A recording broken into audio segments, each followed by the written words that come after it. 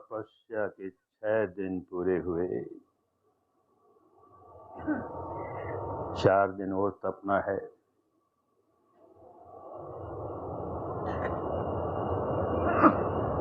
बड़ी गंभीरता के साथ तपना है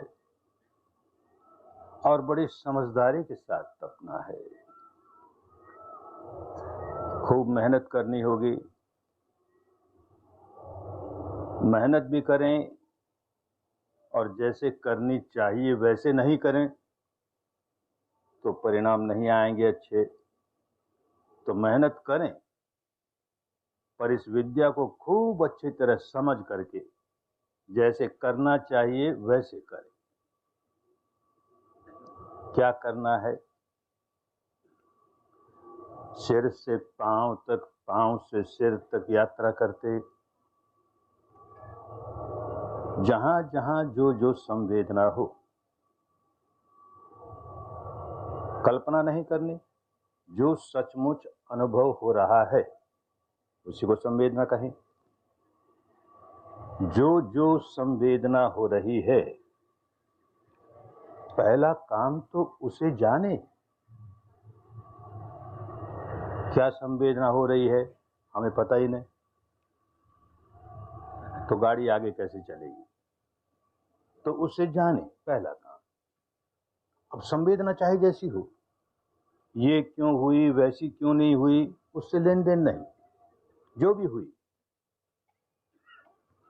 और दूसरी बड़ी बात कि उस संवेदना को अनुभव करके न उसे अच्छा माने न उसे बुरा माने। सुखद लगेगी तो अच्छा मानेंगे और अच्छा मानेंगे तो उसे राग करने लगेंगे। दुखद लगेगी उसे बुरा मानेंगे, बुरा मानेंगे उससे द्वेष करने लगेंगे, तो बात नहीं बने। हमें तटस्थ भाव से जानना है और उसके स्वभाव को भी अनुभव करना है। क्या स्वभाव है? उत्पन्न होना और नष्ट हो जाना, उत्पाद होना, व्यय हो जाना। जब हमें स्थूल स्थूल संवेदनाएं माने घनीभूत संवेदनाएं महसूस होती हों, जैसे बहुत दूर में पीड़ा है, बहुत दूर में भारीपन है, कोई दबाव है या गर्मी है, तो इस तरह की स्थूल संवेदना जो घनीभूत होकर आती है, देखेंगे कि आई थी और चल रही है कुछ देर तक वैसे ही, लेकिन देर सवेर समाप्त हो ही जाएगी। कब समाप्त होगी ये हम नहीं कह सकते। हम तो देखते जा रहे हैं, देखते जा रहे हैं, समय पाकर समाप्त हो गई, चली गई, कुछ और आया। काम करते करते करते देखेंगे जो बहुत घनीभूत संवेदनाएं हैं, जो ठोस ठोस संवेदनाएं हैं, अपने आप उनके टुकड़े होने लगे, उनका विभाजन होने लगा, उनका विघटन होने लगा, जैसे वो पिघलने लगी। और होते होते होते बहुत सूक्ष्म संवेदनाओं की अनुभूति होने लगी, जैसे कोई धड़कन धड़कन धड़कन, सारी जगह धड़कन धड़कन, या तरंगे तरंगे तरंगे तरंगे। तो ऐसी सूक्ष्म अवस्था में आए तब भी देखेंगे कितनी ही नन्ही सी तरंग क्यों न हो, स्वभाव तो वही है। हर तरंग यही है कि उत्पन्न होती है, नष्ट हो जाती है, तो ही तरंग है, उत्पन्न होती है, नष्ट हो जाती है। तो भाई चाहे स्थूल स्थूल संवेदनाओं की अनुभूति हो रही है, चाहे सूक्ष्म की अनुभूति हो रही है, स्वभाव तो वो का वो है, उत्पन्न होना, नष्ट हो जाना, उत्पन्न होना, नष्ट हो जाना। अनित्य है। अरे जो अनित्य है, जो नश्वर है, जो भंगुर है, उसके प्रति क्या राग करें? देखते देखते समाप्त हो जाएगी, क्या राग करें? और उसके प्रति क्या द्वेष करें? देखते देखते समाप्त हो जाएगी। तो ये जो पुरानी आदत है कि सुखद के प्रति राग पैदा करना, दुखद के प्रति द्वेष पैदा करना, ये आदत तोड़ने का काम कर रहे हैं। मन का स्वभाव बदलने का काम कर रहे हैं। नहीं तो व्याकुलता ही व्याकुलता। कहीं जीवन में अनचाही बात हुई, व्याकुल हो गए, मनचाही नहीं हुई, व्याकुल हो गए। और भाई सबके जीवन में ऐसा होता ही है।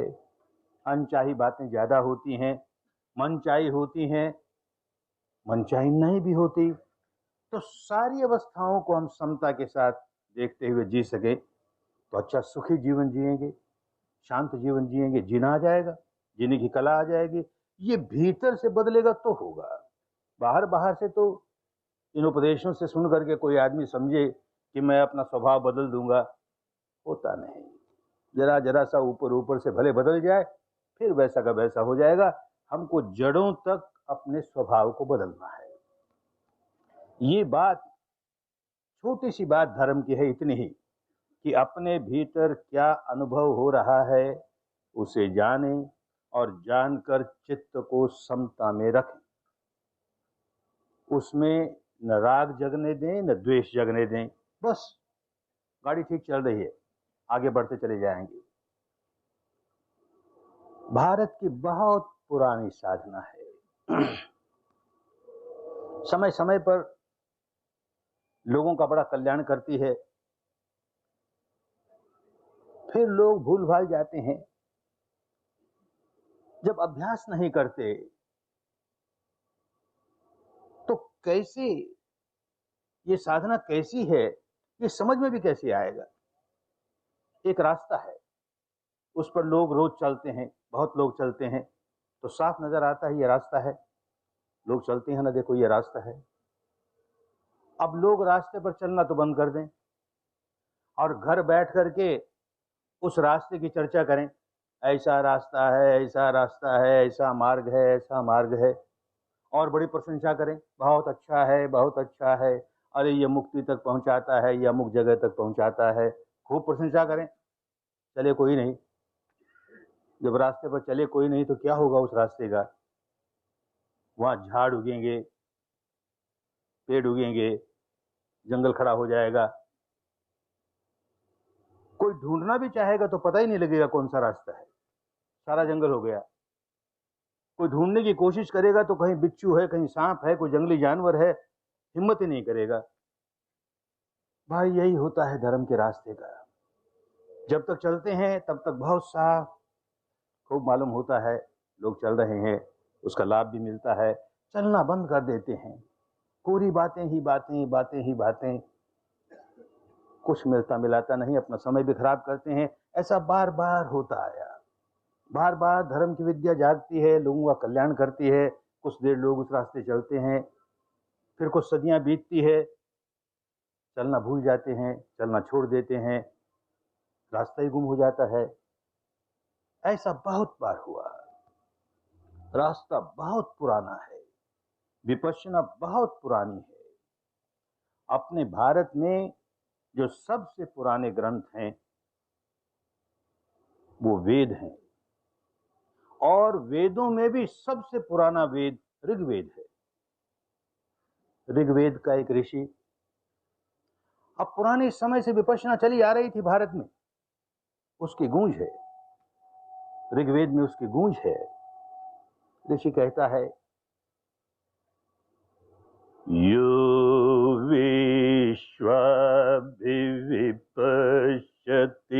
भुवन संच पश्यति सैन्य पार्षदति द्विषः।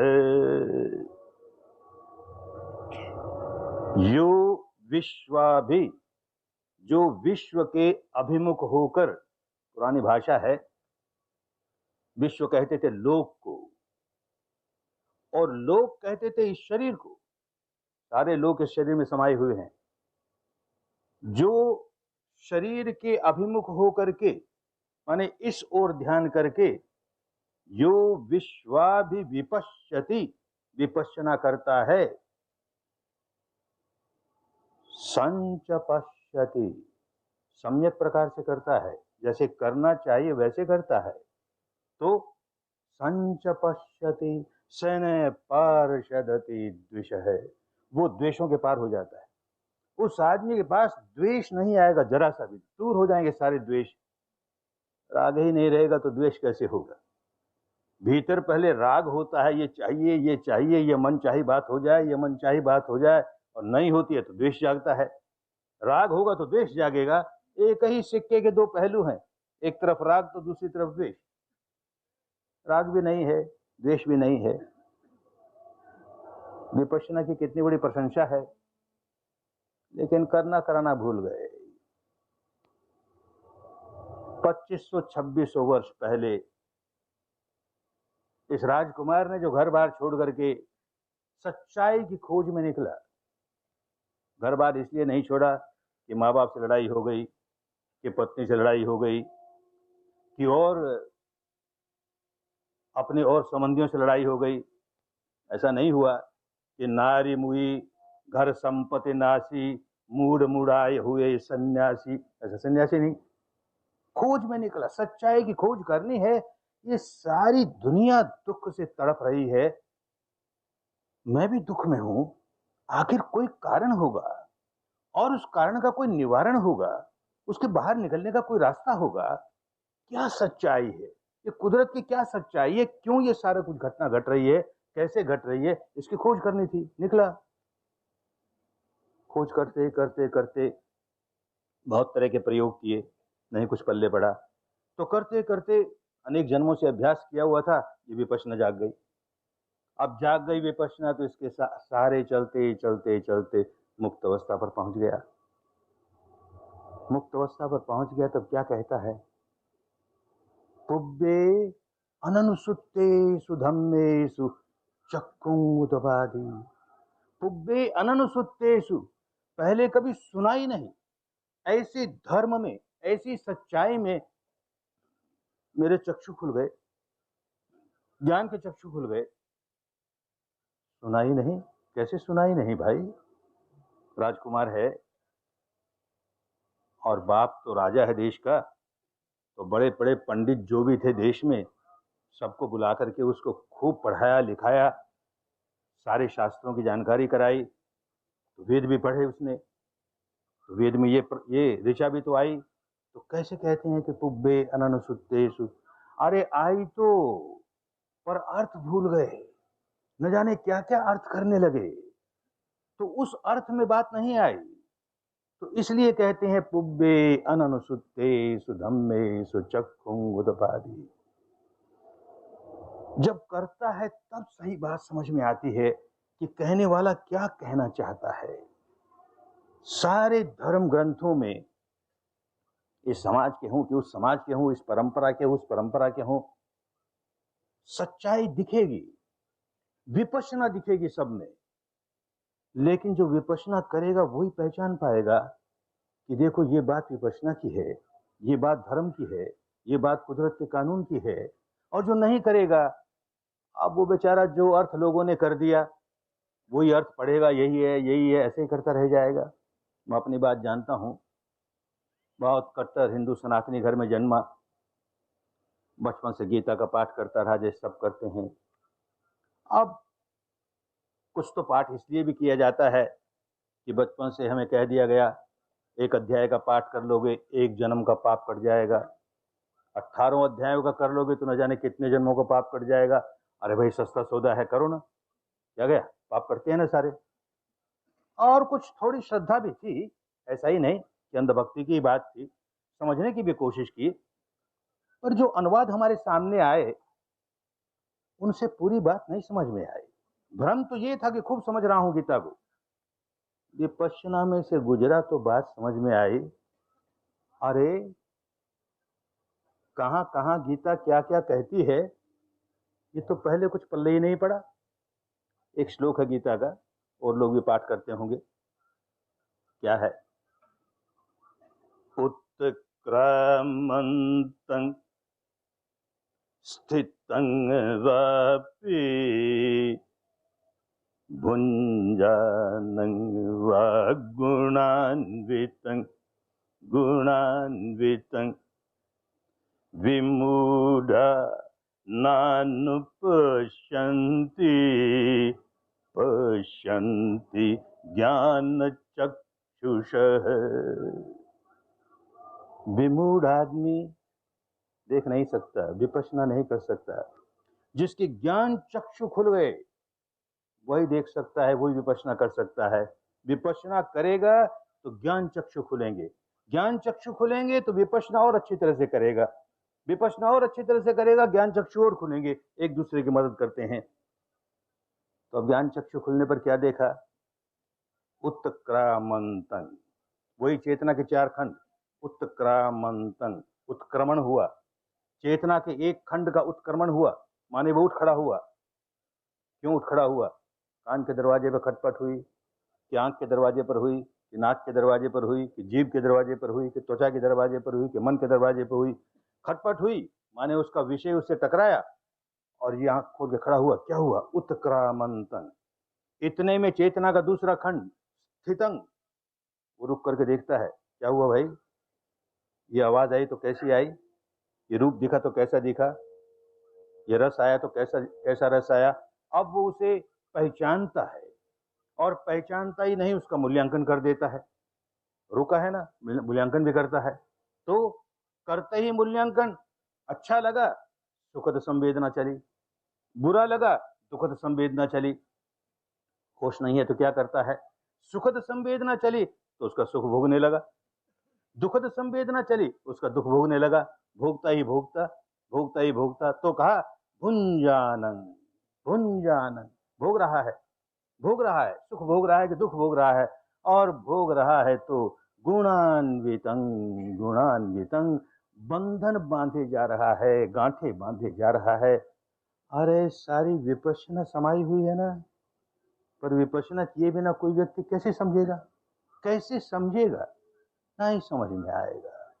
ये करने की विद्या है, करने से ज्ञान जागता है। अनुभूति वाला ज्ञान सारे शास्त्रों को समझा देगा, और नहीं तो भ्रम में ही रहेगा, बात पूरी तरह समझ में नहीं आएगी। एक शिविर लगा जिसमें बहुत बड़ी संख्या में जैन मुनि बैठे, उनकी साधियां बैठी, उनमें कई बड़े विद्वान मुनि थे।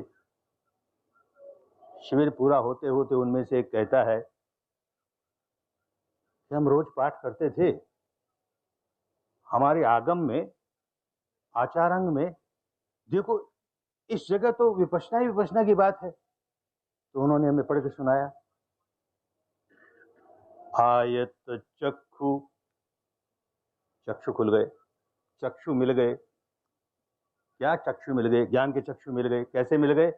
आयत चक्षु लोक विपस्सी, लोक कहते हैं शरीर को। इस शरीर में विपश्यना करने लगा, ज्ञान के चक्षु खुल गए। आयत चक्षु लोक विपस्सी, लोकस्य अहो भागं जानयि, उद्धंग भागंग जानयि, तिर्यंग भागंग जानयि। इस लोक का माने इस शरीर का नीचे का हिस्सा भी खूब जान गया, ऊपर का हिस्सा भी खूब जान गया, आड़े तिरछे अगल बगल पूरा जान गया। क्या जान गया? तो क्या देखता है? ये विपश्यना कर रहा है ना, तो विपश्यना करते हुए क्या देखता है? ये क्या हो रहा है अंदर? घड़िए अनुपर्यटमान, अरे ये अणु परमाणु परिवर्तनशील हो रहे हैं, बदल रहे हैं, बदल रहे हैं, बदल रहे हैं, यही कुछ हो रहा है। और इसमें गड्ढमड्ढ हो रहा है मेरा मन। कैसे गड्ढमड्ढ हो रहा है? कैसे निकले इसके बाहर? कहां उलझ गए? तो होश जागता है, तो कहता है संधिं विदित्ता, संधि को देखता है। अब जब तक विपश्यना नहीं करेगा तो समझ में नहीं आएगा कि संधि को क्या जानेगा, संधि क्या देखता है। क्या संधि? चित्त धारा पर राग की संधि, संधि कहां हो रही है? चित्त धारा पर द्वेष की संधि कहां हो रही है? जहां चित्त धारा बड़ी निर्मल चल रही है, हमने उसके साथ राग जोड़ दिया। चित्त धारा निर्मल चल रही है, हमने उसका द्वेष जोड़ दिया। ये संधि, ये संधि विदित्ता माने वेदनाओं से जानता है। वेदना सुखद लगी तो राग की संधि की, वेदना दुखद लगी तो द्वेष की संधि की, तो संधि विदित्ता। और फिर होश आता है। विपश्यना है ना, यही काम करता है। एमत मच्येहि। अरे ये तो मृत्य है रे, ये तो नश्वर है रे। जिसको सुखद मान रहा हूं बड़ा नश्वर है, खत्म होने वाला है। जिसको दुखद मान रहा हूं बड़ा नश्वर है, सारी वेदनाएं नश्वर हैं। ए मच्येहि, बात समझ में आ गई। विपश्यना करने लगा। एस वीरे प्रशंसिए, जे बद्धे पड़िमोये। अरे वीर बन गया, अपने सारे बंधन खोल लिए। जिसने अपने बंधन खोल लिए वो वीर हो गया, महावीर हो गया। अपने बंधन खोलने चाहिए ना। गांठों पर गांठें बांधते ही जाएंगे। कभी रात की गांठ बांधी, कभी द्वेष की गांठ बांधी, तो गांठ ही गांठ बांध रहे हैं। बंधन कैसे खुले? बंधन खोलने के लिए सारा काम करना है कि वो स्वभाव बदल जाए, हमारा गांठ बांधने वाला स्वभाव दूर हो जाए। नहीं विपश्यना करेगा तो इसका पाठ ही कर जाएगा, बेचारा समझेगा कैसे? मुनि महाराज ने यही कहा कि विपश्यना करने पर हमारे समझ में आई कि ये ऐसा है। नहीं, कैसे समझ में आए? एक शिविर ईसाई पादरियों का लगा।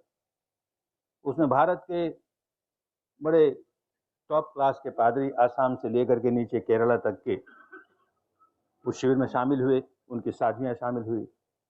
शिविर समाप्त होते होते उनका जो प्रमुख था वो कहता है कि अब अगर मैं पढ़ूं बाइबल को, आपकी सारी बात और ये सारी विद्या बात से नहीं, केवल अनुभव करने से, तो सारी बाइबल में विपश्यना ही विपश्यना भरी पड़ी है। और आगे जाकर के 10वें दिन सीखेंगे एक और साधना, मंगल मैत्री की साधना, सद्भावना की साधना। वही मैत्री और सद्भावना भरी पड़ी है। हम लोग इस दृष्टिकोण से देखते ही नहीं थे उसे। तो किसी धर्म ग्रंथ को उठा के देख लो, सच्चाई तो एक ही है। ये ऊपर ऊपर के छिलके अलग अलग होंगे, भीतर का सार तो एक ही है। एक शिविर लगा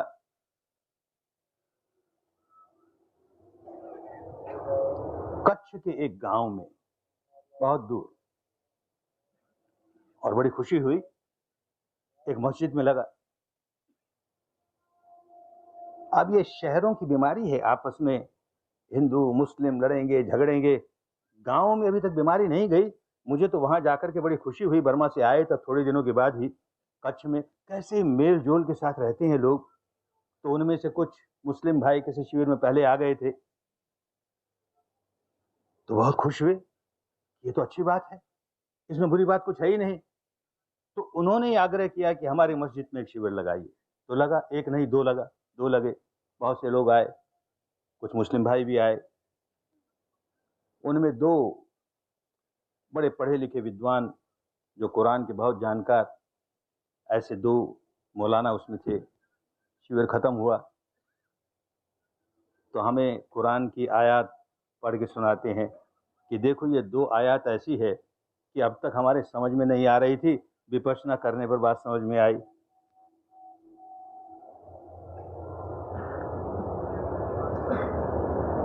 देखो याद करके याद आ जाए तो, अरबी आती नहीं, लेकिन बड़े बड़े काम की, माने विपश्यना विपश्यना भरी पड़ी।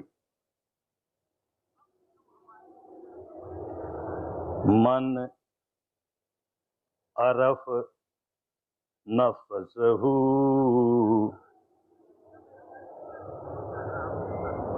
मन अरफ नफसहू,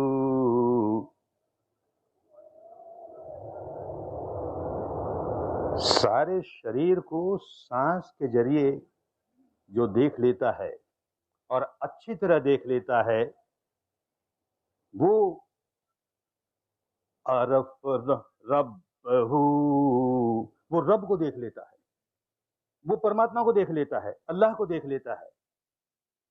तो कहा अब तक समझ में नहीं आई ये बात कि भाई शरीर को देखें, इससे अल्लाह को कैसे देख लेंगे? अब इसमें से गुजरे तो बात समझ में आ गई। इसी बात को पंजाब का एक मुस्लिम संत कहता है, अरे संत तो संत होते हैं, क्या मुस्लिम और क्या हिंदू और क्या सिख। जिसने अपना मन निर्मल कर लिया, शांत कर लिया, वो संत हो गया। अब दुनियादारी में लोग आपस में कहें ये मुसलमान है, ये हिंदू है, ये सिख है, ये जैन है, संत है। तो ये पंजाब का संत कहता है कि हाशम तिणहा रब पछाता, ओ जिणहा अपना आप पछाता, हाशम तिणहा रब पछाता। अरे उसने रब को जान लिया, परमात्मा को जान लिया। किसने जान लिया? जिसने अपने आप को जान लिया। अपने बारे में सच्चाई जाने ही नहीं और उसी जानना चाहे। जिसके बारे में कुछ जानकारी नहीं है तो कल्पना करेगा ना। अपने आप को जानेगा तो जानेगा उसे और सारे दुखों से दूर हो जाएगा। आपो जाने आपो आप, रोग न व्यापे तीनों ताप। आपो जाने आपो आप, अपने आप को जाने। मुख्य बात यह कि अपने आप को जाने। कोई भव रोग नहीं रहेगा, कोई भव ताप नहीं रहेगा, सारे दुख दूर हो जाएंगे।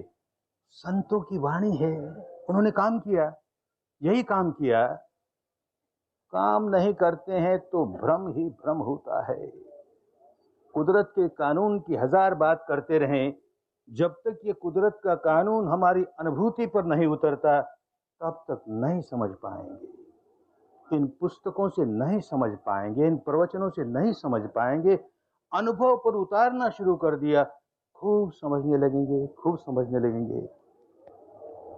हमारे देश के एक महान संत, महान सदगुरु इसी बात को कहते हैं कि बाहर भीतर एको सच है, बाहर भीतर एको जानो, यह गुरु ज्ञान सिखाई रे। जन नानक बिन आपा चिन्हे, ओ कटे न भ्रम की काई रे। कुदरत का कानून यानी धर्म जैसा बाहर काम कर रहा है, ठीक वैसे ही भीतर काम कर रहा है। गुरु ने तो बात बता दी है, लेकिन साथ साथ कहता है इसको जानो। केवल मान लेने से कुछ नहीं मिलेगा। महापुरुषों की बातें सुनते हैं, मानते हैं, बहुत ठीक कहा, बहुत अच्छा कहा। अरे हमें अनुभव कहाँ हुआ? तो जानो, तब अनुभव हुआ। तो कहा जन नानक, जान गया नानक। अब जान की ये बात कहता है, बिन आपा चिन्हे, अपने आप को पूरी तरह से जाने बिना कटे न भ्रम की काई। भ्रम ही भ्रम रहेगा, क्योंकि छिलके ही छिलके रहेंगे, सार नहीं मिलेगा। एक और संत कहता है, अपने यहाँ पूर्ण भगत नरसिंह भगत बड़ा प्रसिद्ध हुआ, नरसिंह मेहता, तो कहता है शरीर सोधे बिना वो सार नहीं सांपड़े, शरीर सोधे बिना सार नहीं सांपड़े। शरीर के भीतर खोज किए बिना, सच्चाई की खोज किए बिना सार नहीं मिलेगा। ऊपर ऊपर के छिलके मिलके रह जाएंगे। बेचारे ने बहुत तरह का काम किया और फिर कहता है कि ये सारी पुस्तकों की बातें हैं, जब तक भीतर जाकर के स्वयं नहीं अनुभव कर लोगे सार नहीं मिलेगा, सार नहीं मिलेगा। इसीलिए संत कहता है कि मैं कहता आंखों की देखी, वो तू कहता कागज की लेखी। मैं कहता आंखों की देखी, तू कहता कागज की लेखी। मैं कहता सुलझावन वाली, ओ तू क्यों रहा उलझाई रे, तू क्यों रहा उलझाई रे। वो अनुभव की बात कर रहा है और तुम किताबों की बात कर रहे हो। शास्त्र ये कहता है, पुस्तक ये कहता है। अरे तूने अनुभव नहीं किया। मैं अनुभव की बात कहता हूं तो सुलझाने वाली बात कहता हूं। तुम भी अनुभव करोगे, एकदम सुलझ जाएगा, भ्रम भ्रांति सारी निकल जाएगी। नहीं तो केवल ऊपरी ऊपरी छिलके, ऊपरी ऊपरी छिलके। तभी कहा अनुभव बहुत जरूरी है। और अनुभव कहां? इस 3.5 हाथ की काया में। 3 हाथ एक अड़धाई, 3 हाथ एक अड़धाई, ऐसा अंबर चिन्हो मेरे भाई, खोजो मेरे भाई। 3 हाथ और एक आधा हाथ, माने ये 3.5 हाथ की जो काया है, इसके भीतर जो अंबर है, जो आकाश है, अरे उसकी खोज करो, उसको जानो। बाहर बाहर से हजार ही ढूंढते फिरोगे, सच्चाई को इधर ढूंढते फिरोगे, उधर ढूंढते फिरोगे, कुछ पल्ले पड़ने वाला नहीं है। अपने भीतर देखो। तो कहा, अनुभव की बात कर रहा है संत। विपश्यना भारत में 500 बरस के बाद, भगवान बुद्ध के 500 बरस के बाद लुप्त हो गई, लेकिन फिर भी संत हुए देश में, अनेक जन्मों से करते आए, जाग गए उनके भीतर। तो उनकी वाणी पढ़ते हैं तो दिखता है कि अरे विपश्यना ही विपश्यना भरी पड़ी है, विपश्यना ही विपश्यना भरी पड़ी है। तो कहता है कबीर संत कि घूंघट के पट खोल रे, घूंघट के पट खोल रे, तुझे पिया मिलेंगे। घूंघट के पट एक नहीं, दो नहीं, हजारों पर्दे लगाए बैठे हैं। इनको उतारते जा, उतारते जा, इन पर्दों को खोलते जा, तो तुझे वो पिया मिल जाएगा। अरे उसे परमेश्वर कहो, उसे ईश्वर कहो, उसे परमात्मा कहो, उसे खुदा कहो, उसे रब कहो, उसे परम सत्य कहो, उसे निर्वाण कहो, उसे मोक्ष कहो। वो अमृत है, नित्य है, शाश्वत ध्रुव है। उसका अनुभव होना चाहिए ना, उसका साक्षात्कार होना चाहिए ना। पूरी बातें उसके बारे में, और लड़े जा रहे हैं। हम ये मानने वाले, आप तो मानते ही नहीं, हम देखो ये मानने वाले, आप तो मानते। अरे मानना दूर रह गया भाई, जानो। कल्याण तब होगा जब जानोगे, और जानते जानते पर्दे उतरते उतरते उतरते, इस संत के पर्दे उतरते उतरते उसे परम सत्य दिख गया। तो परम सत्य दिख गया तो क्या कहता है कि ठाकुर मिल गया ओ तिलयोले, मन मगन भया अब क्या बोले। ओ ठाकुर मिल गया, साईं मिल गया, तिलयोले। इसी साधना में आगे जाते जाते जाते एक अवस्था आएगी जबकि एक छोटा सा तिल जैसा स्थान रह जाएगा, और वो तिल जैसा स्थान जब टूटेगा तो उसके परे का नित्य शाश्वत ध्रुव परम सत्य प्रकट हो जाएगा। इस आदमी ने काम किया। तो कह रहा है कि तिल ओले मिल गया, हमें इस तिल के पीछे मिल गया। अब उसको समझाए कैसे? जो अवस्था इंद्रियों के परे की अवस्था है, इंद्रियों से समझ में नहीं आ सकती है, इंद्रिय अतीत अवस्था का अनुभव हुआ। अब इंद्रियों में आकर उसे समझाएं हम, तो लोग भी कैसे समझेंगे, हम भी कैसे समझेंगे? तो बेचारा मौन हो गया कि ठाकुर मिल गया तिलयोले, मन मगन भया अब क्या बोले। कैसे मिला ये ठाकुर? किसको ठाकुर कहते हैं? बार बार बार बार कबीर भी और दूसरे संत भी कभी अल्लाह कहते हैं, कभी राम कहते हैं, कभी हरि कहते हैं। अरे भाई, लोगों की समझ में आए वैसे शब्दों का प्रयोग करेंगे, नहीं करेंगे तो लोग कुछ नहीं समझेंगे। तो किसी ने पूछ लिया कि जो आप बार बार कहते हैं, ये हरि, ये राम, ये क्या है? तो मुस्कुरा के कहता है, कहे कबीर हरि ऐसा रे, कहे कबीर हरि ऐसा रे, जब जैसा तब तैसा रे, कहे कबीर हरि ऐसा रे। मैं इसको हरि कहता हूं, मैं इसको परमात्मा कहता हूं कि जिस समय जैसा है, इस 3.5 हाथ की काया में खोज करने निकले हैं। जिस समय जैसी सच्चाई प्रकट हुई, बस वही सत्य है। जो सच्चाई प्रकट हुई वही सत्य है। यूं इसके सहारे चलते चलते चलते परम सत्य तक पहुंच जाएंगे। सच्चाई के सहारे चलना पड़ेगा। संतों ने यही काम किया, झूठ को नजदीक नहीं आने दिया। तो भारत का महान संत कहता है, रास्ता बताता है कि कैसे वहां तक पहुंचोगे। किम सच्चियारा होविये, किम कूड़े तुट्टे पाड़े, हुकुम रजाई उचलना, ओ नानक लिखिया नाल। किम सचियारा होविये। भारत के इस महान संत ने भारत की भाषा को एक नया शब्द गढ़ के दिया। दुखियारा शब्द हमारी भाषा में चलता था, दुखियारा वो जिसको सुख नहीं है। सुखियारा शब्द भी चलता था, सुखियारा वो जिसको दुख नहीं है। इस संत ने एक नया शब्द दिया, कैसे समझाए लोगों को? तो कहा सचियारा। सचियारा वो जिसके पास झूठ का नामो निशान नहीं। ये वाणी वाली सच तो है ही अपनी जगह, लेकिन साधना के काम में, भीतर सच्चाई को देखने के काम में हर कदम सच के साथ चले। आदि सच, जुगादि सच, है भी सच, नानक होसी भी सच, सच ही सच। सच वो जो मेरी अनुभूति पर आ रहा है, जिसका मैं अनुभव कर रहा हूं। जिस सच का किसी और ने अनुभव किया वो उसके लिए सच है। किसी भगवान बुद्ध को परम सत्य का दर्शन हो गया तो वो परम सत्य भगवान बुद्ध के लिए हुआ, हमारे लिए नहीं। जिस दिन हमें अनुभव हो जाएगा उस दिन हमारे लिए सच हो गया। तो सचियारे का मतलब ये कि हर कदम जो हमें अनुभव हो रहा है उसके सहारे सहारे चले। अगले क्षण जो अनुभव हुआ, अगले क्षण जो अनुभव हुआ, तो किम सचियारा होविए, किम कूड़े तुट्टे पाल। झूठ को नजदीक नहीं आने दें, कल्पना को नजदीक नहीं आने दें। कोई सुनी सुनाई बात, कोई पढ़ी पढ़ाई बात उस पर लगे थोपने, नहीं काम बनेगा। सच्ची के साथ साथ साथ साथ चलेंगे तो क्या मिलेगा? हुकुम रजाई चलना, हुकुम रजाई मिल जाएगी।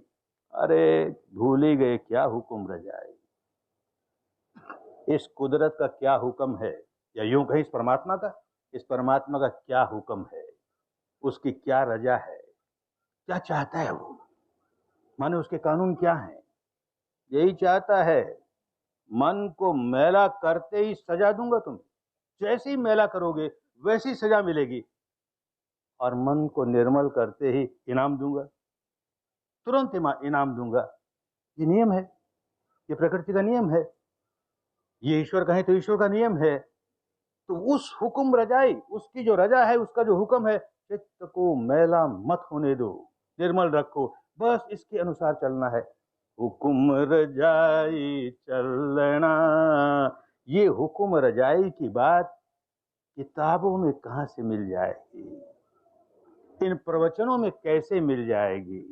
नानक लिखिया नाले, अपने भीतर लिखा हुआ, अपने साथ लिखा हुआ है। भीतर देखोगे सारा रहस्य खुलने लगेगा। कुदरत ये चाहती है, परमात्मा कहें तो परमात्मा ये चाहता है। देख, तूने विकार जगाया ना, दंड मिला ना, तुरंत दंड मिला ना, व्याकुल हो गया कि नहीं? तूने क्रोध जगाया, देख तुरंत व्याकुल हो गया। तूने वासना जगाई, व्याकुल हो गया। भय जगाया, व्याकुल हो गया। अहंकार जगाया, व्याकुल हो गया। दंड मिलता है ना। और नहीं जगाया, उसे दूर कर लिया तो इनाम मिला, बड़ी शांति मिली, बड़ा सुख मिला। तो समझ भाई, धर्म को समझ। ये सार्वजनिक धर्म है, सबका धर्म है। हिंदू धर्म नहीं, बौद्ध धर्म नहीं, जैन धर्म नहीं, ईसाई धर्म नहीं, सिख धर्म नहीं, पारसी धर्म नहीं, धर्म है। बड़ा महान होता है धर्म, सबका होता है, सार्वजनीन होता है, सार्वदेशिक होता है, सार्वकालिक होता है, सनातन होता है। किसी को भगवान बुद्ध ने कहा एष धम्मो सनातनो, एष धम्मो सनातनो, सनातन धर्म है। क्या सनातन धर्म है? आज तो फिर भूल भाल गए, शब्दों को ऐसे निचोड़ लिया, बिगाड़ लिया। अब तो सनातन धर्म कहने लगे, जो कि पुराणों की मान्यता को मानने वाला व्यक्ति है वो सनातन धर्मी, और जो वेदों की मान्यता को मानने वाला है वो आर्य समाजी। अरे लेना देना नहीं इन बातों से भाई।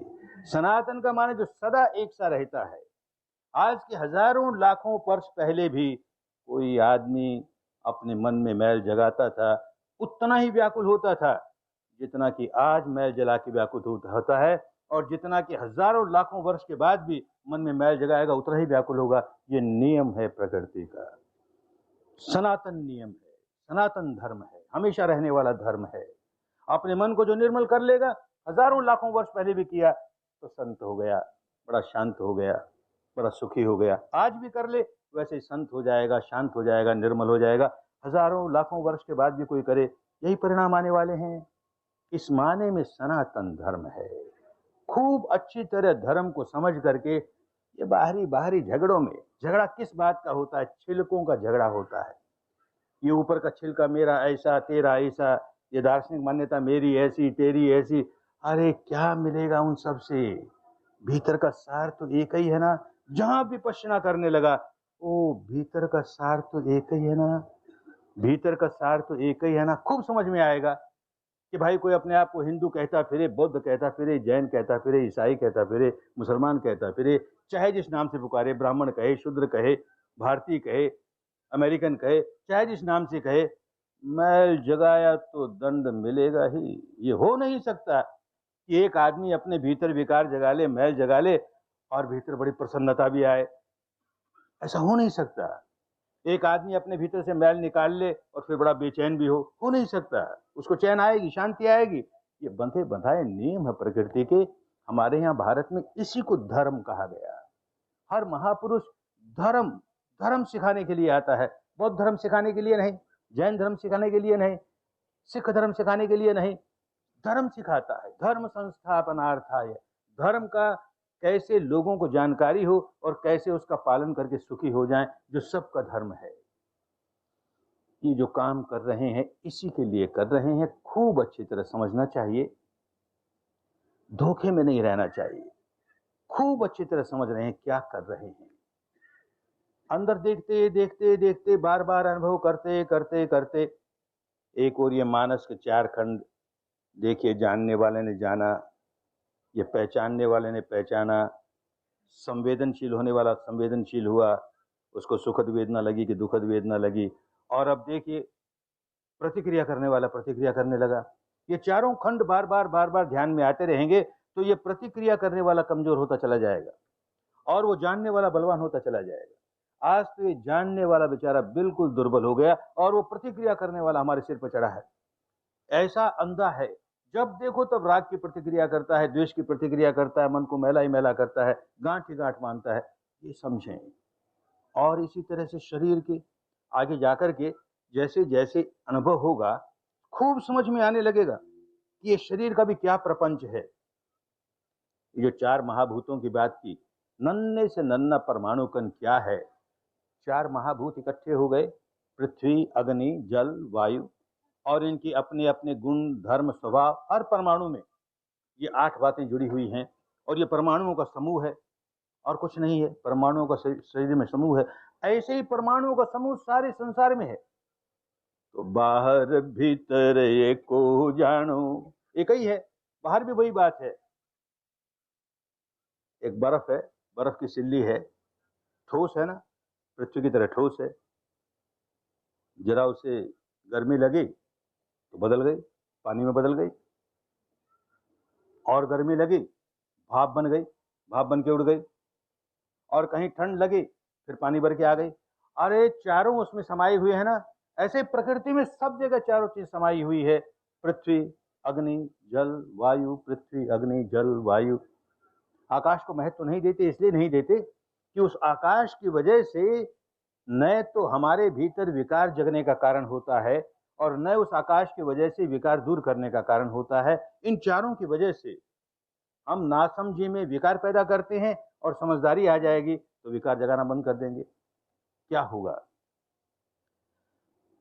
क्षण प्रति क्षण इस वक्त एक एक परमाणु अलग अलग अनुभव नहीं कर पाओगे, पर ढेर के ढेर परमाणुओं के पुंज उत्पन्न हो रहे हैं। उसमें चारों धातु समाई हुई है, पर कोई एक धातु बड़ी प्रमुख होकर के आती है। कभी पुंज इकट्ठा होकर के आया तो उस परमाणु के पुंज में पृथ्वी धातु प्रमुख है, कभी अग्नि धातु, कभी जल धातु, कभी वायु धातु। तो उनका जो स्वभाव है वो हमें महसूस होगा। क्या स्वभाव है? पृथ्वी धातु का क्या स्वभाव है? पथराती है, भारीपन या हल्कापन, ये उसका स्वभाव है। तो ध्यान करते करते कभी कहीं भारीपन लगेगा, कभी हल्कापन लगेगा, तो समझो कि ये ऐसे परमाणु इस समय इकट्ठे हुए हैं, प्रकट हुए हैं, जो पृथ्वी धातु की प्रधानता लिए हुए हैं। ऐसे ही अग्नि धातु की प्रधानता लिए हुए परमाणु इकट्ठे होंगे, प्रकट होंगे, तो गर्मी लगेगी या सर्दी लगेगी। तो जैसे भारी और हल्केपन का सारा क्षेत्र पृथ्वी धातु का क्षेत्र, वैसे ही तापमान का सारा क्षेत्र, ठंडी से ठंडी और गर्मी से गर्म जो तापमान का क्षेत्र है, सारा अग्नि धातु का क्षेत्र, वायु धातु का क्षेत्र। ये जो अनुभव करते करते कहीं हलन चलन हो रही है, कहीं धड़कन हो रही है, कहीं फड़कन हो रही है, कहीं तरंगी सी हिल रही हैं, धूजन है, कंपन है, ये जो हलन चलन हो रही है, ये वायु धातु का, ये वायु धातु के परमाणु एकत्र होकर के आए और ऐसा अपना स्वभाव प्रकट करने लगे। जल धातु का, जल में मॉइस्चर है तो उसका बांधने का काम है, तो ये सारा का सारा जैसे एकत्र हो गया, बंध गया। ये सारा शरीर हमें एकदम बंधा हुआ मालूम होता है, परमाणु अलग अलग नहीं हो रहे। जल धातु, तो भाई ये चारों धातु अपना स्वरूप प्रकट कर रही हैं, इसकी वजह से भिन्न भिन्न प्रकार की संवेदना हो रही है। इन चारों को छोड़ करके पांचवी संवेदना नहीं होती हमें, कोई 5 प्रकार की नहीं होगी, इन्हीं से संबंधित होगी। पांचवी तो जब इनके परे चले जाएंगे, निर्वाण की अनुभूति होगी, तो अभी उसकी बात नहीं। तो इनमें से जो भी प्रमुख होकर के आई, गर्मी से लगने लगी, अच्छा ये अग्नि धातु प्रकट हुई है, अरे तू भी अनित्य है, तेरा एक एक परमाणु अनित्य है, तो इकट्ठी होकर के पूंजीभूत होकर के आई है, घनीभूत होकर के आई है, कहाँ रहेगी अनंत काल तक। अच्छा आपके पृथ्वी धातु आई, आपके जल धातु आई, आपके वायु धातु आई, यूं उसको देखता रहेगा, समझता रहेगा, प्रतिक्रिया नहीं करेगा, उसके बाहर निकलने का रास्ता मिल गया। ये भी समझ में आने लगेगा जैसे जैसे आगे बढ़ोगे, ये कभी पृथ्वी धातु प्रमुख होकर आती है, कभी जल धातु आती है, कभी वायु धातु आती है, कभी अग्नि धातु। क्यों ऐसा क्यों होता है? इन परमाणुओं का निर्माण कैसे होता है? जो व्यक्ति सम्यक संबुद्ध बनता है, वो प्रकृति के सारे नियमों को खूब गहराई से जान जाता है, लोगों को प्रकट उतनी ही बात करता है कि जिन बातों से उनका कल्याण होने वाला है, जिन बातों से उनके मुक्ति का रास्ता खुलने वाला है, वही समझाएगा, बाकी और बातों में नहीं उलझाएगा। जानता है लेकिन नहीं उलझाएगा लोगों को। ये बात समझाई, ये परमाणु कैसे उत्पन्न होते हैं, तो हम आहार क्या दे रहे हैं, इस शरीर को, इस भौतिक शरीर को हम क्या आहार दे रहे हैं, जैसा आहार दे रहे हैं उसी प्रकार के परमाणु बनने शुरू हो जाएंगे। तो 2 आहार तो भौतिक आहार है, ये भौतिक शरीर को भौतिक आहार दे रहे हैं, मटीरियल आहार दे रहे हैं, और 2 चैतसिक आहार है, चित्त के आहार दे रहे हैं। क्या भौतिक आहार, क्या चैतसिक आहार, उसे समझें। भौतिक आहार, एक तो दिन में 2 बार 3 बार जो भोजन लेते हैं, ये भौतिक आहार है। जैसा भोजन लेंगे उस प्रकार के परमाणु बनने शुरू हो जाएंगे। जब साधना में खूब आगे बढ़ जाओगे और ये संवेदनाओं को खूब महसूस करने लगोगे, तब खूब जानोगे कि आज खूब मिर्च मसाले का भोजन ले लिया, खूब मिर्च मसाले का भोजन खाया और बैठे ध्यान करने, तो फूटेगी गर्मी, सारा शरीर जलने लगेगा। अग्नि धातु के परमाणु, भोजन ऐसा लिया ना, अग्नि धातु के परमाणु, अग्नि धातु के परमाणु। कोई दिन मान लो बहुत गरिष्ठ तला हुआ बासी भोजन खा लिया, तो पृथ्वी धातु के परमाणु ऐसा भारीपन आएगा, तंद्रा तंद्रा आएगी, भारीपन आएगा, पृथ्वी धातु के परमाणु। जैसा भोजन लेंगे उसी प्रकार के परमाणु का निर्माण होना शुरू हो जाएगा शरीर में। नियम है प्रकृति का। एक और आहार लेते हैं, भौतिक आहार, हम वातावरण से, ऋतु से, गर्मी है, सर्दी है, वातावरण कैसा है। गर्म देश में रहने वाले व्यक्ति का शरीर एक प्रकार का होगा, ठंडे देश में रहने वाले का शरीर एक प्रकार का होगा, उसके परमाणु उस तरह के निर्माण हो रहे हैं। पोर पोर से हम ग्रहण कर रहे हैं, अपने शरीर के पोर पोर से हम ये परमाणु ग्रहण कर रहे हैं और उसके अनुसार परमाणु बन रहे हैं। बहुत स्वस्थ वातावरण में रहेगा, शरीर स्वस्थ रहेगा, अस्वस्थ वातावरण में रहेगा, शरीर अस्वस्थ हो जाएगा। तो ये बाहर का आहार क्या दे रहे हैं, एक भोजन का आहार, एक बाहर का आहार, ये दोनों भौतिक आहार। अब चित्त के आहार, चित्त का क्या आहार। इस समय मैंने अपनी चित्त की धारा पर क्या बीज डाला, माने कौन सा कर्म संस्कार बनाया, वो उसको आहार मिला। चित्त धारा को यह आहार मिला। चित्त धारा को जो आहार मिला चैतसिक आहार है, मैंने क्रोध जगाया। चित्त धारा पर मैंने क्रोध का आहार दिया, देते ही सारे शरीर में गर्मी फूटने लगेगी। गर्मी फूटने लगी तो अग्नि धातु के परमाणु बनने लगे। ये लॉ ऑफ नेचर समझ में आया उसके कि कैसे माइंड मैटर में बदल जाता है, चित्त कैसे शरीर में बन जाता है, एकदम मैटर में बदल गया। ऐसे परमाणु जागने लगे जो कि गर्मी गर्मी गर्मी गर्मी पैदा करेंगे। मानो मैंने भय का संस्कार डाला, भय का संस्कार डालते ही वायु धातु के परमाणु कांपने लगा, धूजने लगा। तो मैं कैसा आहार दे रहा हूं, अपने चित्त को कैसा आहार दे रहा हूं, माने कैसे संस्कार बना रहा हूं, ठीक उसी प्रकार मेरा शरीर बनना शुरू हो जाएगा, वैसे परमाणु जागने शुरू हो जाएंगे।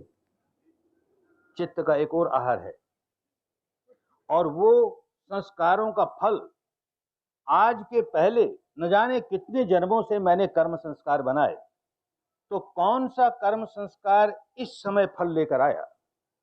तो जो कर्म संस्कार इस वक्त फल लेकर के आया, उस प्रकार के परमाणु बनने शुरू होंगे।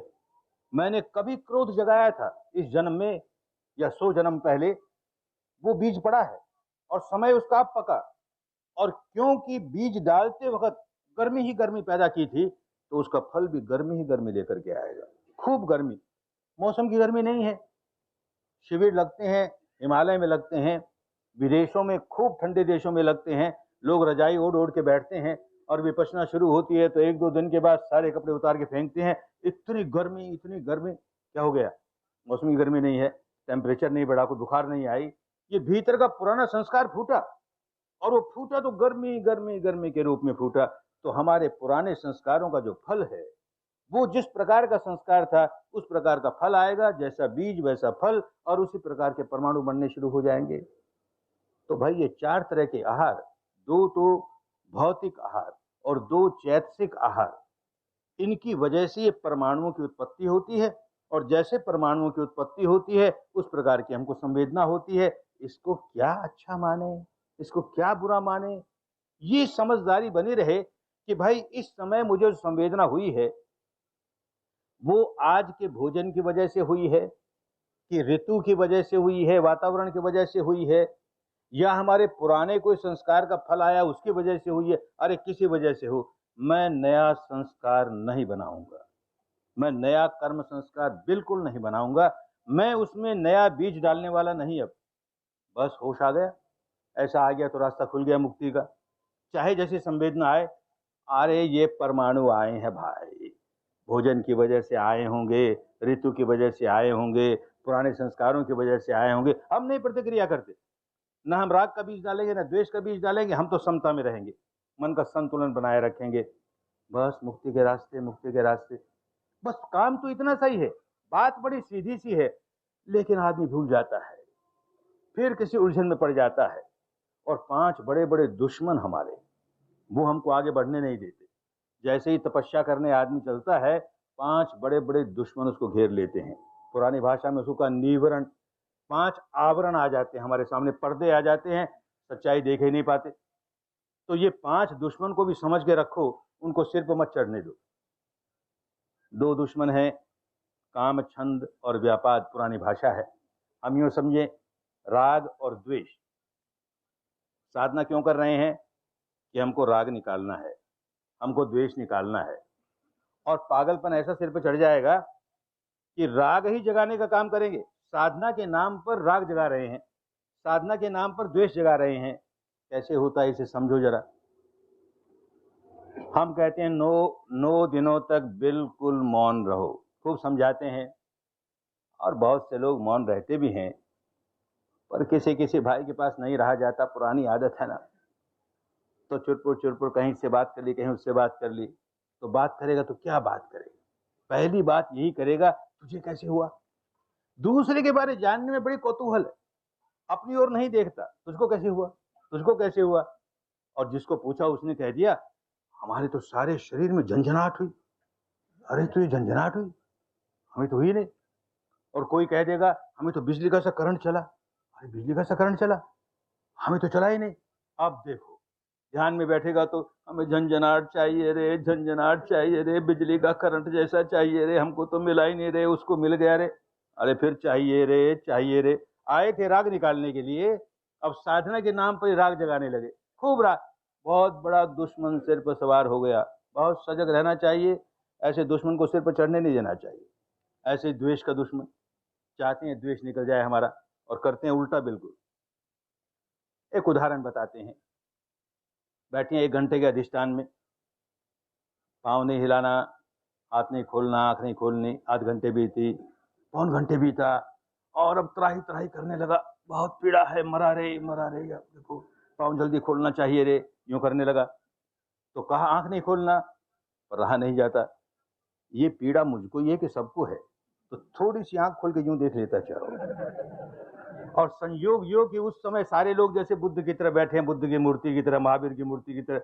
अरे बाबा, तो इसका मतलब इनको दर्द नहीं है, ये पीड़ा मुझे ही है। तो रोता है, आए रे सबकी पीड़ा चलेगी, मेरी नहीं गई रे, मेरी पीड़ा अब तक नहीं गई रे।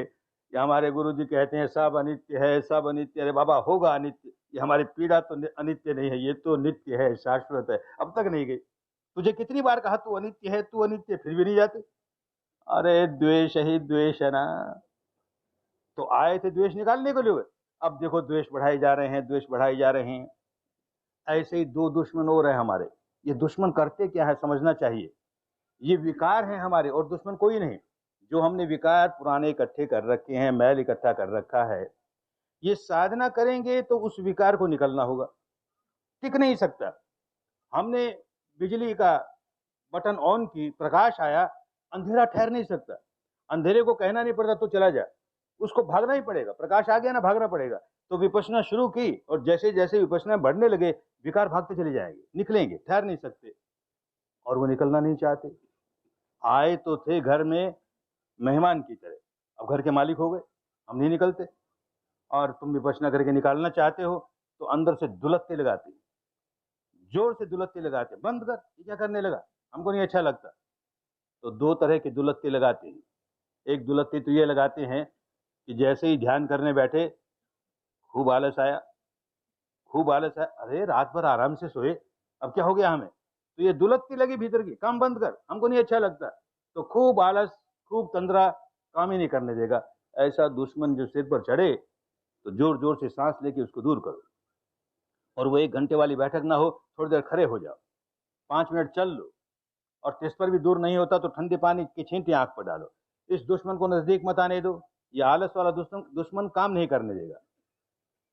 एक और दुश्मन अपनी दुलत्ती लगाता है, बड़ी बेचैनी जागती है, बहुत बेचैनी, काम करने को जी नहीं चाहता, और सब कुछ कर लेगा, यहाँ चला जाएगा, वहां चला जाएगा, ये पढ़ लेगा, ये लिख लेगा, इधर घूमेगा, उधर घूमेगा, साधना नहीं करेगा क्योंकि भीतर बड़ी बेचैनी, दुलत्ती लगी जोर से।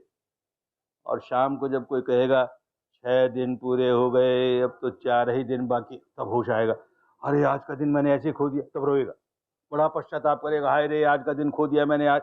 धर्म में रोना नहीं होता, धर्म में न पश्चाताप न पूर्वाताप, कोई ताप नहीं। समझ गए, गलती हुई भाई, आज हमारी गलती हो गई, बस। किसी अपने से बड़े के लिए, किसी मार्गदर्शक के पास जाके आज हमारी गलती हो गई, कल से ये गलती बिल्कुल नहीं होगी, ऐसे दृढ़ निश्चय करे, बस आगे बढ़ेगा, दुश्मन को सिर पर नहीं चढ़ने देंगे। एक और दुश्मन होता है, 5वां दुश्मन। उन दिनों की भाषा में उसे कहा विचिकित्सा, बहुत पुरानी भाषा है, ये शब्द इस्तेमाल नहीं होता। माने शक होता है, संदेह होता है, तरह तरह के संदेह होते हैं। अरे बाबा क्या करने लगा, ये भी कोई साधना है, हमारी परंपरा की तो कोई बात है ही नहीं इसमें। सांस को देखो, सांस को देखो, अरे सांस को देखने से क्या मिलेगा। और अब गर्मी को देखो, सर्दी को देखो, अरे तो होती रहती है, मैं बैठा हूं तो बैठने से पाँव दुखेगा ही, इसको क्या देखें। तरह तरह के शंका, तरह तरह के संदेह, काम नहीं होगा। फिर होश जगाएं कि भाई ये दुश्मन है हमारा, काम नहीं करने देता। अरे हमारी सारी मान्यता 10 दिन के लिए एक और रखते हैं, उसकी निंदा नहीं करते। अब जो काम बताया जा रहा है, 10 दिन करके तो देखें, यूं मन में उत्साह जगा करके काम में लगे रहें। ये 5 दुश्मनों को नजदीक नहीं आने दें। ये सिर पर चढ़ जाएंगे तो समझो नुकसान ही नुकसान है, हानि ही हानि है, आगे नहीं बढ़ पाओगे। ये 5 दुश्मन नहीं रहें और खूब लगन से काम करें तो छलांगे लगाते हुए आगे बढ़ जाओगे। भगवान बुद्ध के समय भी हुआ और आज भी जो लोग खूब मेहनत से काम करेंगे परिणाम अच्छे आएंगे ही। भगवान बुद्ध के जीवन काल में अनेक व्यक्ति इसी रास्ते चल करके कैसे मुक्त अवस्था पर पहुंच गए। एक अंगुलीमाल नाम का व्यक्ति डाकू है, किसी बात को लेकर के उसने एक प्रण कर लिया कि मैं 1000 मनुष्यों को मारूंगा। तो याद कैसे रहे कितनों को मारा, तो जिसे मारे उसकी अंगुली काट करके अपने गले में माला की पिरो ले, तो 999 हो गई। 999 मनुष्यों की हत्या की इसने, अब 1000वां ढूंढ रहा है। तो उस रास्ते, जिस रास्ते वो रहता है, वहां कोई जाना जाए नहीं डर के मारे, अब उसको 1000वां नहीं मिल रहा। भगवान के मन में करुणा जागती है, अरे ये बेटा भटक गया, किस रास्ते पड़ गया। तो बड़ी करुणा के साथ जाते हैं, करुणा के साथ जाते हैं और यही विद्या सिखाते हैं उसे। इसी तरह से अंदर देखना शुरू कर, देख तूने अपने भीतर कितना मैल इकट्ठा कर रखा है और कितना दुखियारा है, तू देख तो सही।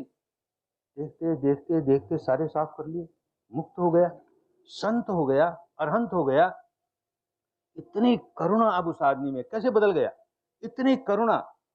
अब बाहर शहर में जाता है भिक्षु हो गया, भीख मांगने के लिए जाता है। लोग पहचानते हैं ये वही अंगुलीमाल है जिसने मेरे पिता की हत्या की, कि बेटे की हत्या की, कि भाई की हत्या की, कि पत्नी की हत्या की, बड़ा हत्यारा है। तो लोग गुस्से के मारे उसको पत्थर मारते हैं, लाठी से मारते हैं, शरीर से खून चूता है, और उसके मन में तो सद्भावना ही सद्भावना, तेरा मंगल हो, तेरा कल्याण हो।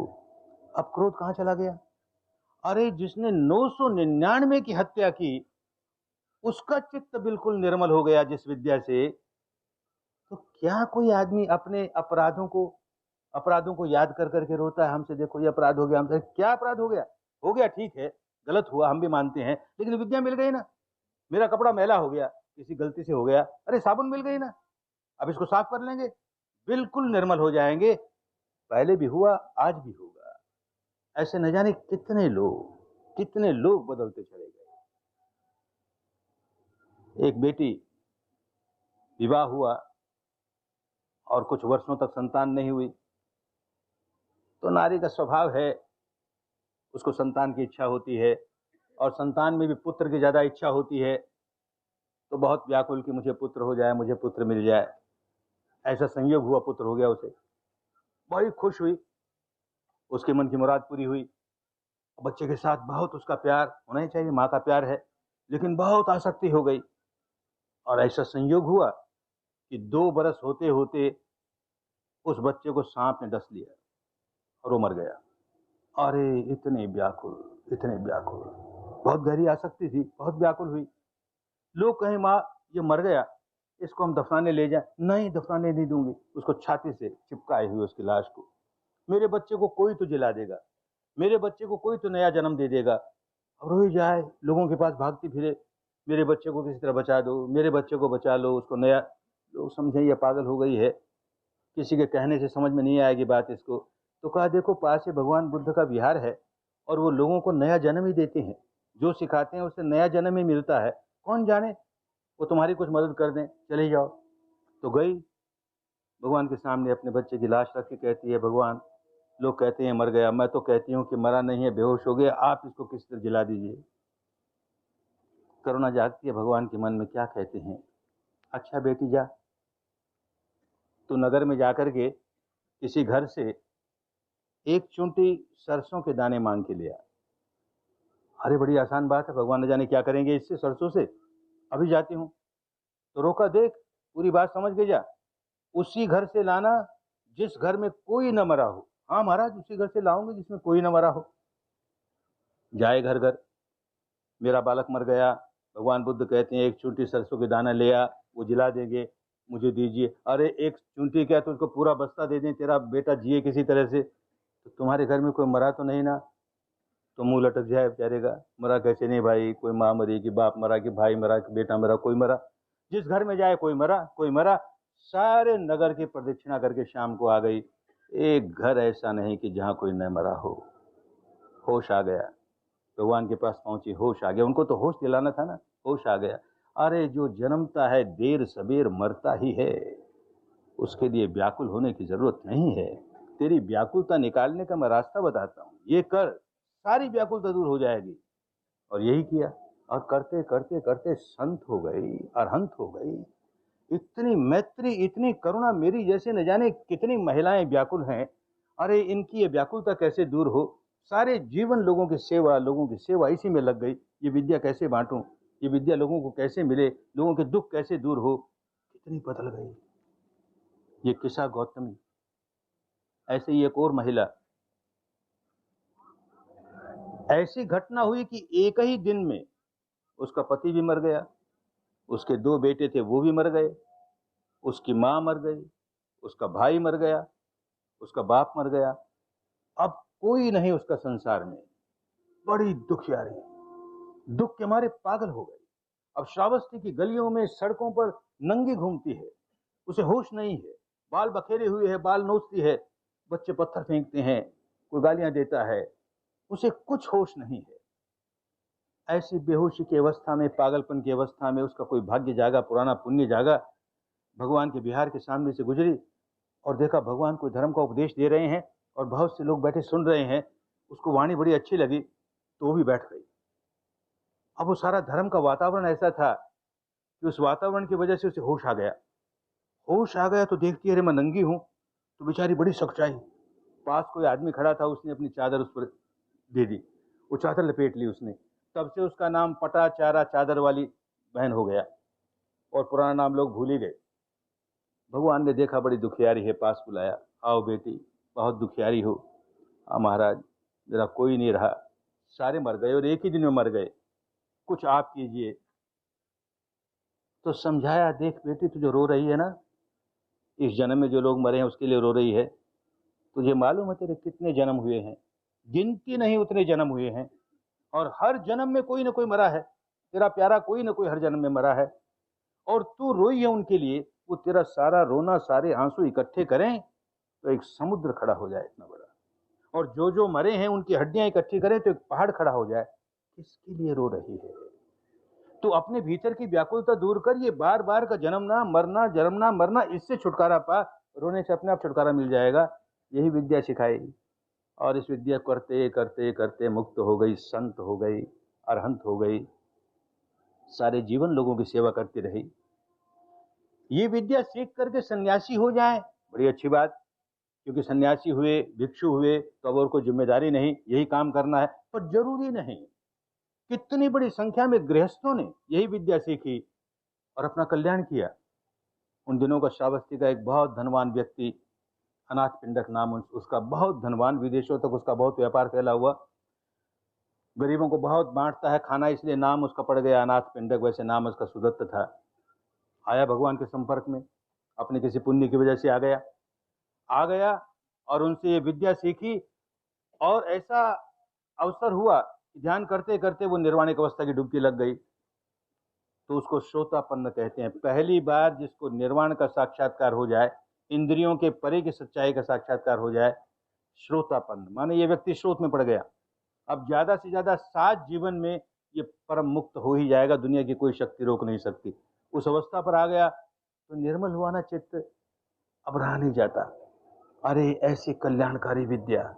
धन मेरे पास बहुत था लेकिन शांति नहीं थी, दान भी बहुत करता था, शांति नहीं थी, भीतर बेचैनी ही बेचैनी, तनाव ही तनाव। इन्होंने ऐसी शांति दे दी। अरे ऐसी शांति सबको चाहिए। तो उस समय भगवान राजगिरी में रहते थे, तो कहा महाराज, वो श्रावस्ती का रहने वाला था, कि आप श्रावस्ती पधारिए। उन दिनों भारत की सबसे घनी आबादी वाली नगरी थी श्रावस्ती। बहुत बड़ी नगरी है, बहुत लोग हैं तो बहुत दुखियारे हैं। आप वहाँ आएंगे, ये विद्या बांटेंगे तो अनेकों का कल्याण होगा। भगवान मुस्कुराए तो समझा मान गए हैं, तो गया। अब भगवान आएंगे तो कहाँ ध्यान का केंद्र कहाँ बने? न तो शहर के बीच में हो, बहुत हल्ला गुल्ला होगा, न शहर से इतनी दूर हो कि लोग जा न सकें। तो बहुत उपयुक्त जगह कैसी है? ढूंढते ढूंढते खोजते खोजते एक उसे उपवन, एक उद्यान, एक बगीचा बड़ा अच्छा लगा। ये ध्यान के लायक ठीक है, इसे खरीदना चाहिए। कौन है इसका मालिक? तो मालूम किया तो पता लगा कि देश के राजा का पुत्र राजकुमार का, जेठ राजकुमार का ये बगीचा है। गया उसके पास कि हमें तुम्हारा बगीचा खरीदना है। अरे मुझे नहीं बेचना, आप कुछ तो कीमत कहिए। नहीं बेचना। वो बहुत पीछे पड़ गया, तो टालने के लिए कहा, जानते हो कितनी कीमत है उस बगीचे की? सारे धरती पर सोना बिछाना पड़ेगा। मंजूर है, सारे धरती पर सोना बिछाऊंगा। गाड़ियां भर भर के असरफियों की लाता है, सारी की सारी धरती। जीत राजकुमार देखा, ये सेठ पागल हो गया, कर क्या रहा है? तो सेठ कहता, मैं पागल नहीं हुआ हूं, ये धरती इतनी पुण्य वाली हो जाएगी, न जाने कितनी बड़ी संख्या में लोग यहाँ आएंगे, इस विद्या को सीखेंगे, अपने दुखों के बाहर निकलेंगे, जन्म मरण के दुखों के बाहर निकलेंगे। अरे मेरी ये संपदा इसके सामने क्या है? कुछ नहीं है।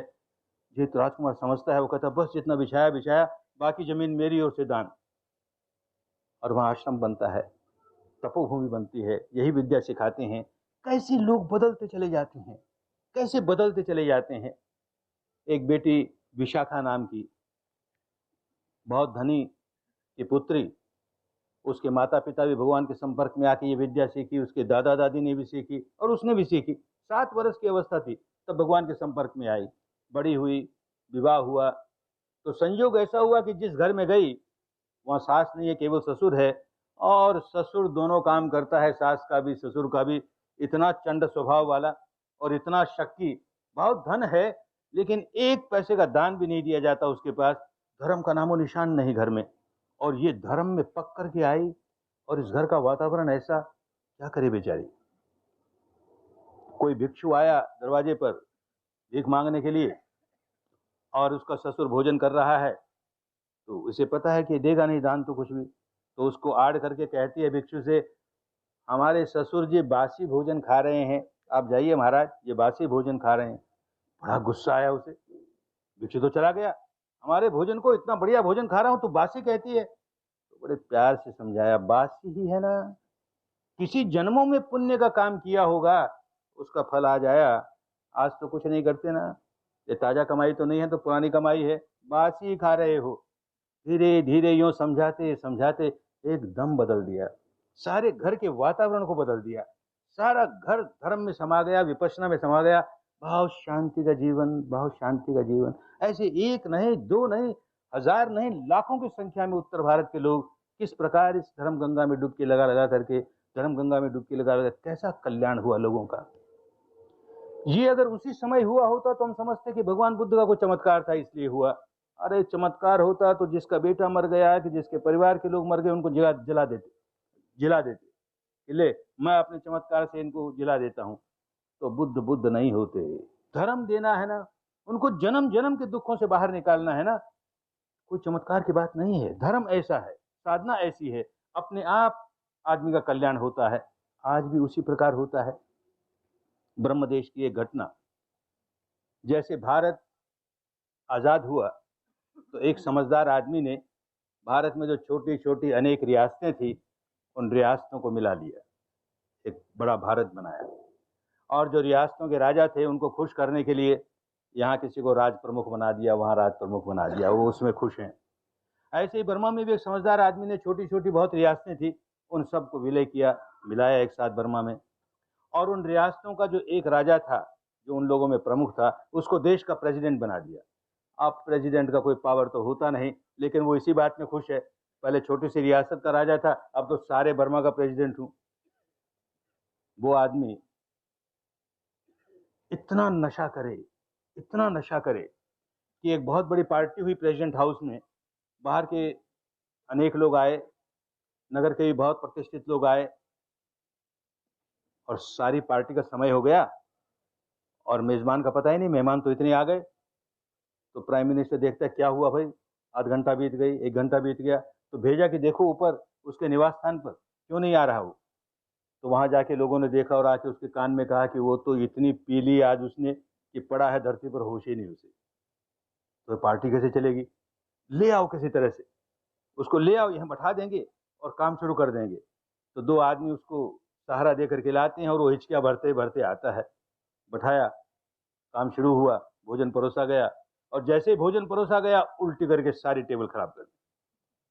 बेचारा प्राइम मिनिस्टर बड़ा धार्मिक व्यक्ति था, सिर पर हाथ रखता है कि देखो कैसे आदमी को हमने प्रेसिडेंट बना दिया, उसे कुछ होश नहीं।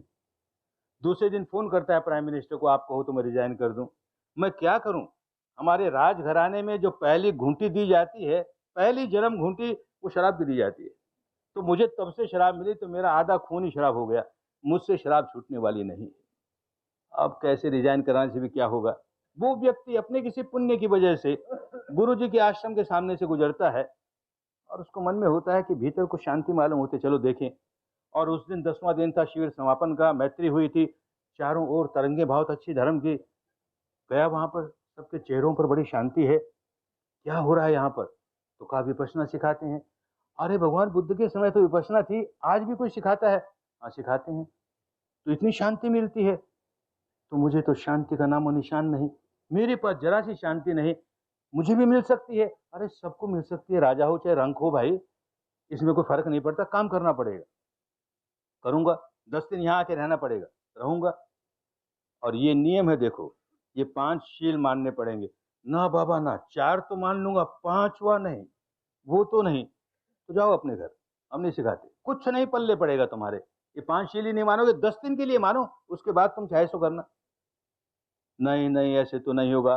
फिर गुरु जी से बहस करता है, अच्छा ठीक है, हमेशा इतना लेता हूँ, अब आधा ले लूंगा। अच्छा अब एक ही पैग लूंगा, अच्छा आधा पैग लूंगा, दुकानदारी करता है। गुरु जी कहते चले जाओ यहाँ से, ये सब लोगे तो मिलेगा नहीं, कुछ नहीं मिलेगा, अपने दिन खराब हो जाएंगे। लोगों की शांति देखता है तो रहा नहीं जाता, और पुराना पुण्य था उसका, तो कहता अच्छी बात, मैं घर जाकर के पीऊंगा, उसको तो आप नहीं रोकोगे ना। अरे मैं कहाँ रोकने आऊंगा, घर जाके तू जाने, तेरा काम जाने। बैठ गया। किसी ने 10 दिन उसको धमकी नहीं दी कि तू घर जाके पिएगा तो ये घोर नरक मिलेगा, ये मिलेगा, कुछ नहीं। जैसे सब काम करते हैं, सांस को देखने लगा, सांस को देखने लगा, संवेदना को देखने लगा। 10 दिन के बाद क्या हो गया, अपने प्रेजेंट हाउस में जाता है, कहीं दूर भी 100 गज की दूरी पर कोई आदमी पीता हो तो नाक पकड़ता है, सड़ता है, रे ये कौन पी रहा है रे, ये अरे कहाँ चला गया सारा, कहाँ चला गया। ये सारा धर्म इसी प्रकार का है, उपदेशों से नहीं आता। एक आदमी को कहते हैं शराब का एडिक्शन हो गया, व्यसन लग गया, या किसी को बीड़ी सिगरेट का व्यसन लग गया, या किसी को ड्रग का व्यसन लग गया, अफीम का व्यसन लग गया, तो भगवान बुद्ध ने देखा कि ये व्यसन क्या है। शराब का व्यसन नहीं है। शराब पीने से हमारे भीतर संवेदना कैसी होती है, वो संवेदना बड़ी प्रिय लगी, वैसी संवेदना बार बार चाहता है, वैसी संवेदना फिर आए, फिर आए तो फिर पीता है, फिर आए, फिर आए, फिर पीता है। तो ये जो आसक्ति है, ये सारी संवेदनाओं के प्रति है, वो शराब के प्रति नहीं है। और अब ये संवेदना को देखते देखते देखते संवेदना के प्रति सारी आसक्ति टूट गई, तो अपने आप शराब के बाहर आ गया। ऐसा एक बर्मा का प्रेसिडेंट हो गया होता तो फिर समझते को चमत्कार हुआ। अरे हजारों लोग सारी दुनिया भर में कितने कितने आसक्तियों से डूबे हुए किस प्रकार निकलते जा रहे हैं, निकलते जा रहे हैं, कोई 1 शिविर में, कोई 2 शिविर में, कोई 3 शिविर में, निकलता ही जा रहा है। अरे शराब की, अफीम की, गांजे की, ड्रग की बात क्या करें, बहुत बड़ी आसक्ति होती है हमारे विकारों की। क्रोधी आदमी को क्रोध का व्यसन लग गया, बार बार क्रोध, जानता है क्रोध करना अच्छा नहीं, फिर भी करता है, बार बार करता है। वासना वाले व्यक्ति को वासना का व्यसन लग गया, बार बार वासना जगाता है। भय वाले को भय का व्यसन लग गया। हर विकार एक व्यसन है और हमें व्याकुल बनाता है। ये विद्या ऐसी है कि सारे व्यसनों से दूर कर देगी। इन संवेदनाओं को इसलिए देख रहे हैं, हमारे सारे व्यसन, हमारे सारे विकार इन संवेदनाओं के साथ जुड़े हुए हैं। इन संवेदनाओं को देखना आ गया समता के साथ, सारे विकार निकल जाएंगे, सारे व्यसन निकल जाएंगे, बड़ा मंगल होगा, बड़ा कल्याण होगा। धर्म में मंगल ही मंगल है, जो धारण करे उसी का मंगल। केवल बात सुनने से, केवल पढ़ लेने से, केवल बुद्धि से चिंतन मनन कर लेने से बात नहीं बनती, अनुभव करना पड़ता है, अनुभव करना पड़ता है। जो जो आए हैं बाकी 4 दिनों में खूब अनुभव करें और धर्म के रास्ते आगे बढ़ते बढ़ते अपने सारे दुखों से छुटकारा पा लें, सारे दुखों से छुटकारा पा लें। खूब मंगल हो, खूब कल्याण हो, खूब स्वस्थ मुक्ति हो, खूब स्वस्थ मुक्ति हो।